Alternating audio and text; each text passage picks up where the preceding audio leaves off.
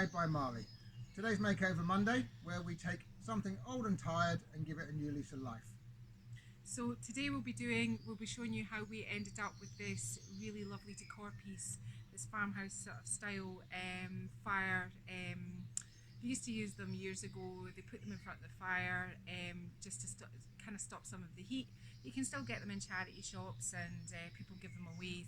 They're not very expensive, so we wanted to make something fancy out of it. So in this video you'll see what it looked like in the beginning in a minute, and you'll see how we got to this. So follow along with us and you'll see what we did. So here's the screen as it was when we first got it. It's got a tapestry of some tulips in it. It was a wee bit chipped and needed a bit of a paint job. So here's Martin just removing the backing. It had lots of little kind of pins in it, and he's just removing all those little tacks that were holding the back and holding in the tapestry. That took quite a bit of time, but we got all those out, and here's the glass and everything removed. Now there's a story to the glass, we'll get there at the end. So here I am just giving it a good clean, just with some hot soapy water with a little bit of bleach in it, and I'm just kind of giving the glass the first initial wash. I'm using Rust-Oleum chalk paint, graphite, and I just go ahead and I paint the whole of the fire stand, the graphite, and I give it 2 coats. I'm just making sure that I'm using a kind of smaller brush to get into all the little bits of detail of the fire stand.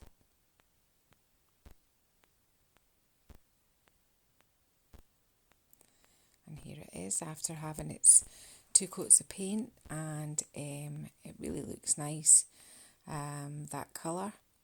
And the next thing that I do to the fire screen is I get some fine grit sandpaper and I give it a really good sort of knock back and sand down all the edges, just to give it that sort of farmhouse, sort of shabby appearance, and I just give it a little bit of distress in the corners, and that's me just giving you a good look at what I did there. So now I'm going to paint the backing, and I'm using a range of French Chic and Rust-Oleum chalk paints, which I'll put in the description box below. I've got some scissors, some Prima by Design decor, just this small set of hydrangea transfers, paintbrush and some scissors and something to rub the transfer on with. And I started here not with any sort of particular idea. I wanted it kind of lighter in the middle, and I just blended my sort of blue, my green and my lighter green chalk paint together to get a sort of blended finish on the back of the board, which I'm going to stick the transfers on. So it wasn't, it wasn't my life's work, but I spent a little bit of time just blending it in and making it look. I put a little bit of dark wax around it near the end just to kind of give it that more vintage sort of, it's been there kind of for a while kind of look. And this is me just showing you the Prima by Design transfers, and what I do is I just cut out the ones I want, and I gave it a coat of Mod Podge first just to kind of seal it, because sometimes I often find that sometimes maybe they just don't stick as well, so I put some Mod Podge down just to seal in my chalk paint first. I don't do that with other transfers, but I have been doing it with these ones recently. So I'm just rubbing it on with, it's actually my Silhouette final rubbing tool, and I'm just making sure that I get it all stuck down and adhered properly, and gently pull off the transfers and just kind of burnish them into the background. And this is the bottom of the board now that all the transfers are all applied and they look quite good in the background. Kind of works now, you understand what I was doing. And I went on and I put a few just at the top of the fire stand and just a couple peeking out from the top. Because there was a kind of big gap in the middle, I decided to make it an old sort of sign, you know, like a flower shop sign. So I just, you know, knocked this up on my silhouette and thought it looked quite good. So it says fresh cut hydrangeas stems, and it says open daily. I'm just giving it a good sand now, just to give it that vintage feel. And now what I'm doing, I'm applying some clear wax all over the piece to seal in the transfers and everything, and make sure that everything's all kind of stays.